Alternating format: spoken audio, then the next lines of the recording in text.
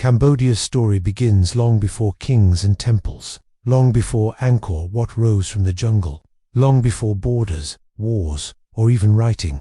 Here, in the cradle of Southeast Asia, people lived hunted, farmed, and worshipped. Archaeological discoveries show that humans have lived in what is now Cambodia for over 70,000 years. The earliest evidence of human life comes from caves like Long Speen in Battambang province. Stone tools, bones, and hearths tell us about lives lived in deep connection with the land. These early people were hunter-gatherers. They moved with the seasons and survived by their wits. They left behind stone flakes, grinding stones, and signs of fire pits. As time passed, everything began to change. Around 2000 BCE, farming began to take root. People settled near rivers. They grew rice. They made pottery. They buried their dead with care. This wasn't just survival anymore. It was the beginning of culture, the dawn of identity. One of the most remarkable sites from this time is Samrong Sen in central Cambodia. Here, archaeologists discovered bronze tools, beads, and ceramics. By 1500 BCE, Cambodia was part of a wider prehistoric world. Its people were already connected to others across Asia. They traded goods, they cast metal, they crafted jewelry, and they likely held rituals to honor their ancestors. By 500 BCE, the Iron Age arrived. Tools became sharper, societies became more complex, burials became more elaborate. We begin to see the early outlines of leadership, perhaps even small kingdoms. This was the quiet bridge between prehistory and history, a long journey from the Stone Age to civilization. No written words remain from these times, but the earth remembers. In its soil lie the beginnings of Cambodia's story, a story not of kings but of families, not of palaces but of homes. These were the foundations, and on them, the great Khmer Empire would one day rise. In the next chapter, we'll see how Cambodia stepped into history with the first kingdoms of Funan and Chenla. Cambodia stepped into written history over 2,000 years ago, not with empires or armies, but with rivers, trade, and ancient diplomacy. The first known kingdom here was called Funan. It emerged around the 1st century CE, near the Mekong Delta. Chinese envoys recorded its name in their chronicles. Funan was not a small tribal land. It was a wealthy and organized maritime trading kingdom. It linked India, China, and Southeast Asia in a vast web of exchange. Through its ports came gold, ivory, spices, silk, and ceramics, and through those same channels flowed ideas, religious beliefs, writing systems, political models. Funan was heavily influenced by Indian culture. It adopted aspects of Hinduism and Buddhism. Temples rose. Sanskrit inscriptions appeared. A new spiritual identity was born. One famous legend tells of an Indian Brahmin named Kondinya. He sailed to Funan and married a local serpent princess named Soma. Their union created a royal dynasty that ruled the kingdom. Whether myth or memory, the story reflects cultural fusion between Indian seafarers and the indigenous Khmer people. By the 6th century, Funan began to weaken. Its inland neighbor, Chenla, grew in strength and ambition. Eventually, Chenla took Funan's place. Chenla marked a shift from sea to land. Its kings ruled from inland valleys, not coastal ports. They built in stone, not wood, and they declared their power in Sanskrit, etched in temple walls. One of the greatest rulers of Chenla was Isan of Arman. He unified much of the land and ruled from Isan, a city we now call Samba Prakuk. Chenla was more than just Funan's successor. It laid the foundations of a civilization that would soon astonish the world. But nothing lasts forever. By the 8th century, Chenla fractured. Rival factions rose. Foreign threats loomed. Yet from this fragmentation, a new force was gathering. A mighty empire, hidden in the jungles of Cambodia, was about to awaken. In the next chapter, we witness the rise of the Khmer Empire. A kingdom had fallen, but something greater was about to rise. Out of the heart of Cambodia's jungles came a new power, one that would shape Southeast Asia for centuries. This was the beginning of the Khmer Empire. It started in the 9th century. A king named Jayavarman II declared himself Chakravartin, a universal ruler, a god-king. He founded a new capital in the Kulon Mountains. Jayavarman's declaration wasn't just political, it was spiritual. He combined Hindu concepts of divine kingship with Khmer traditions. He believed the king was chosen by the gods, a living bridge between heaven and earth. From these bold beginnings, the empire grew, king by king, stone by stone. They built canals and temples, roads and reservoirs. They transformed forests into cities. The early Khmer capital moved south to a place called Heraharolia. It was located near what would later become Angkor. There, kings like Indravarman I and Yasovarman, the first, expanded royal power. They commissioned temples such as Preah Keo, Bakong, and Panom Bakheng. Each one was more than a monument. It was a message of divine rule, a symbol of the king's cosmic authority.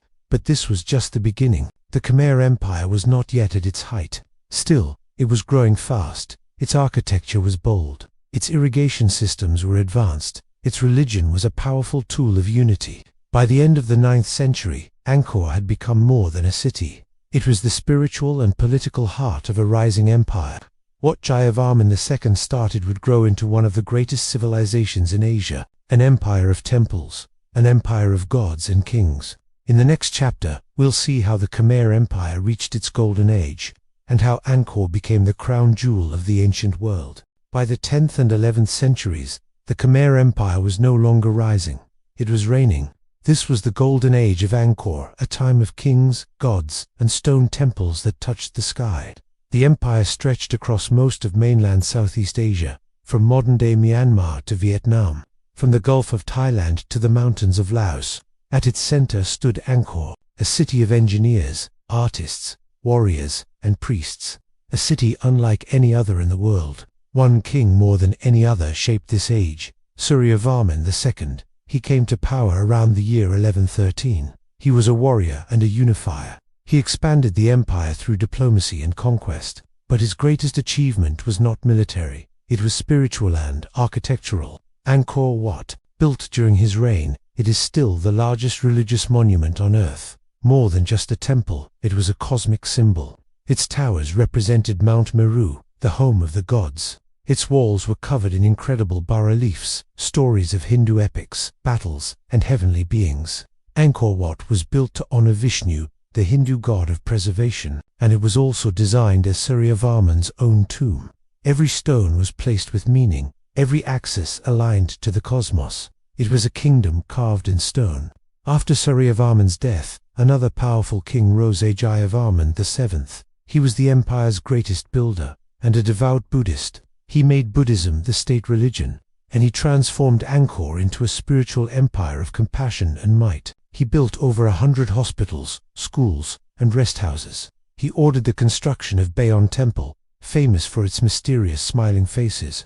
These were the faces of Avalokiteshvara, the Bodhisattva of compassion, but many believe they were modeled after Jayavarman himself. Under his rule, the Khmer Empire reached its greatest size. Its population may have exceeded 1 million, making Angkor the largest city in the world at the time. Water was the secret to Angkor's power. A vast system of reservoirs, canals, and moats kept crops growing year-round. Engineers managed the water like clockwork. This was ancient infrastructure at a world-class level. Angkor was a marvel, a sacred city, a symbol of divine order on earth. But no empire lasts forever. In the next chapter, the first cracks appear, and the decline begins. The Khmer Empire stood tall for centuries, but even the strongest empires begin to fade. And for Angkor, the decline came slowly then, all at once. After the reign of Jayavarman VII, the golden age began to dim. New kings could not match the glory of their predecessors. Internal power struggles weakened the royal court, and outside threats grew stronger.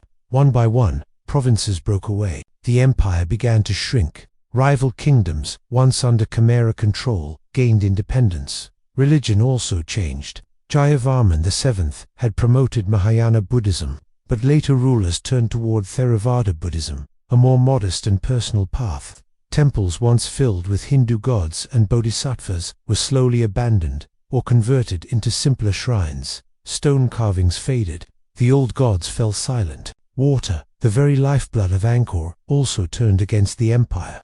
Climate records show long periods of drought followed by sudden, devastating floods. The intricate irrigation systems failed. Fields dried out. Food became scarce.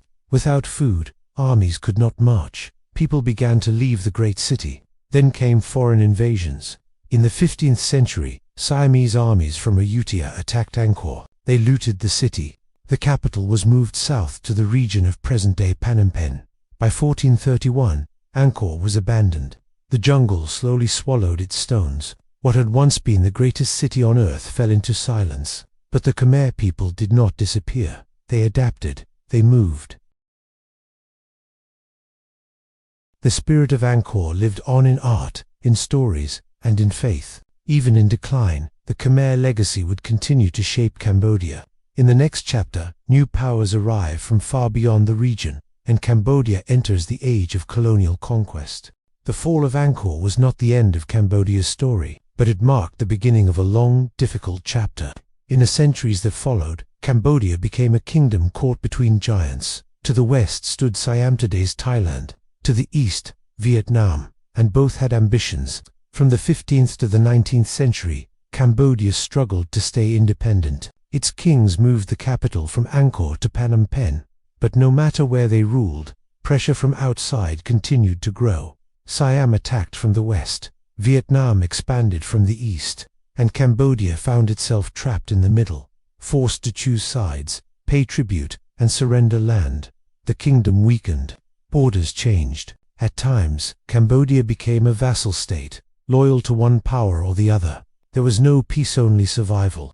But change was coming. By the 1800s, a new player entered the region. France. Europe had begun colonizing Southeast Asia. The French wanted control of the Mekong River and access to China. They saw Cambodia not as a kingdom but as a strategic prize. In 1863, facing growing pressure from both Siam and Vietnam, Cambodia's King Norodom signed a treaty. He placed his country under French protection. This marked the beginning of French colonial rule. At first, the French allowed the monarchy to remain, but real power shifted to colonial administrators in Saigon and Paris. Cambodia was no longer its own master. French rule brought roads, schools, and railways, but also exploitation, forced labor, and loss of autonomy. Cambodian culture was seen as exotic, something to be preserved in museums, not lived and led by its people. And yet, even in this dark time, a seed of change was growing. French schools taught young Cambodians new ideas about nationalism, identity, and revolution. A generation was being raised that would one day challenge the colonial system. In the next chapter, we witness the struggles for independence, and how Cambodia faced war, occupation, and the search for freedom. By the early 20th century, Cambodia had been under French control for decades. The monarchy existed, but real power came from colonial rule. Change seemed far away. Then came World War II, and the world changed overnight. In 1940, France fell to Germany. Soon after, Japan occupied much of Southeast Asia. Cambodia was now under the shadow of two empires, Japan and Vichy France. The Japanese allowed King Norodom Sihanouk to stay in power. They encouraged anti-French sentiment, but still controlled the region behind the scenes. During this time, Cambodia declared a short-lived independence in 1945, but after Japan's surrender, the French quickly returned. They re-established control. The dream of freedom was delayed again, but not for long. In the post-war world, colonialism was dying. Across Asia and Africa, nations were rising up. Cambodian students, monks, and activists began to speak out. They demanded self-rule. They wanted a Cambodia for Cambodians. At the center of this movement stood Norodom Sihanouk. Though born into royalty, he became a symbol of change. He used diplomacy, nationalism, and politics to challenge French rule. Through negotiations, not war, Sihanouk pressured France to let go, and in 1953, it happened. Cambodia gained full independence. It was a moment of hope, a moment of pride. The ancient kingdom was once again its own nation. In the years that followed, Sihanouk led Cambodia into a new era. He dreamed of neutrality, peace, and development. He called it the Sangkum Rista Niam, the People's Socialist Community. But Cambodia's path would not be peaceful for long. The Cold War was closing in. Neighboring Vietnam was at war, and Cambodia stood in the middle of the storm.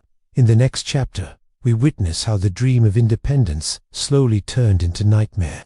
As Cambodia entered its darkest era under the Khmer Rouge, Cambodia had won its independence, but peace was short-lived. By the late 1960s, the region was in chaos. The Vietnam War raged next door.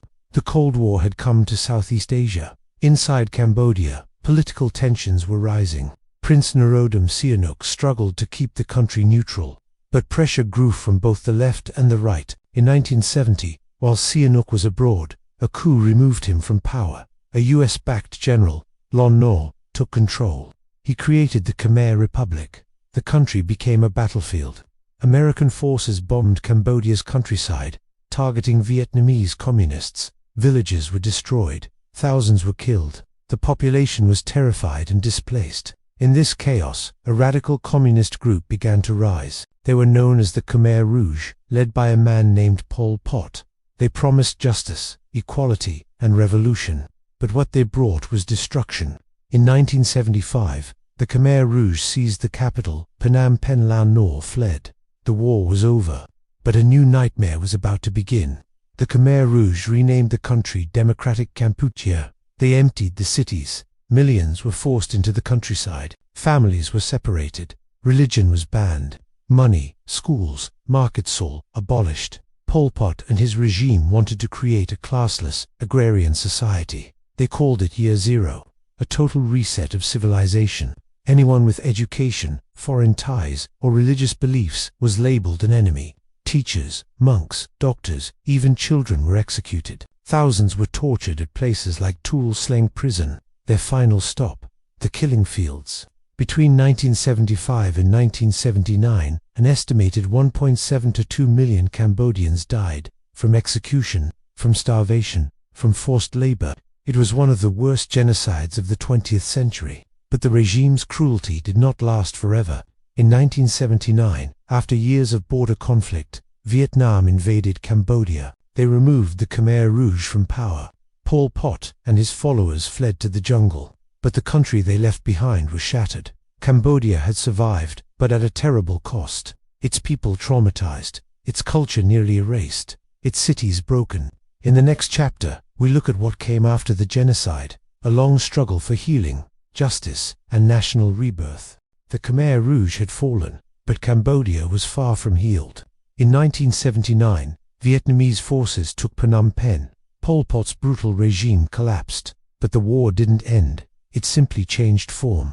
The Vietnamese-backed government installed a new regime, the People's Republic of Kampuchea, but resistance continued. The Khmer Rouge retreated to the jungles along the Thai border. They launched a guerrilla war supported, ironically, by Western nations. Even the United Nations still recognized the Khmer Rouge as Cambodia's government. For over a decade, the country remained in turmoil. Landmines, ambushes, starvation. The people paid the price, and yet life went on. Cambodians began to rebuild villages. Temples reopened. Children returned to classrooms, even when there were no books. In the late 1980s, the Cold War was ending. Global powers changed their focus. Vietnam withdrew its troops. In 1991, after years of diplomacy, all sides signed the Paris Peace Accords. For the first time in decades, peace seemed possible. The United Nations arrived in 1992. They organized elections. They trained police. They cleared landmines, and they gave Cambodians hope. In 1993, free elections were held. Norodom Sihanouk returned as king. A new constitution was adopted. A fragile democracy was born. But old wounds did not vanish. Fighting flared again in the late 1990s. The Khmer Rouge finally dissolved by the end of the decade. Pol Pot died in hiding in 1998, never facing trial. Justice was delayed, but not denied. In 2006, Cambodia and the United Nations created a special court, the Khmer Rouge Tribunal. Top leaders were tried for genocide and crimes against humanity. For many survivors, it was the first time their pain was recognized by the world. Healing takes time, but Cambodia was no longer only surviving. It was beginning to recover. In the next chapter, we arrive in today's Cambodia, a nation still healing, still growing, and still remembering.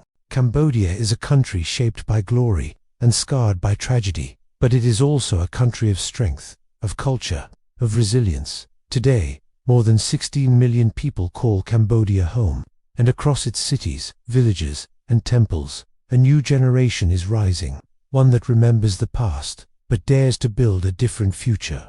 Phnom Penh, once shattered by war, is now a growing capital. Markets buzz, students walk to class, Motorbikes zip through crowded streets. Tourism has returned to Angkor Wat, now a symbol not of empire, but of survival, of national pride. Cambodia's economy is growing. Textiles, agriculture, and tourism power its markets. New roads, schools, and hospitals reach places long forgotten. But challenges remain. Poverty still affects many. Corruption weakens trust, and the wounds of the past still live in families and memories. The scars of genocide are not easily erased, but Cambodia does not hide them.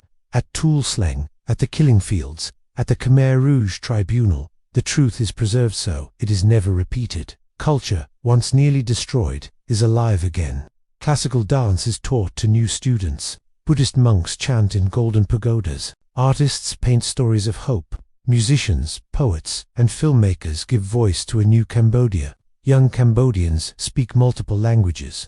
They are online, connected to the world, full of questions. They ask, who are we? And more importantly, who do we want to become? The answer lies in balance, between memory and progress, between tradition and change. Cambodia is no longer the empire it once was. It is no longer the broken nation it became. It is something new, a survivor, a storyteller, a home.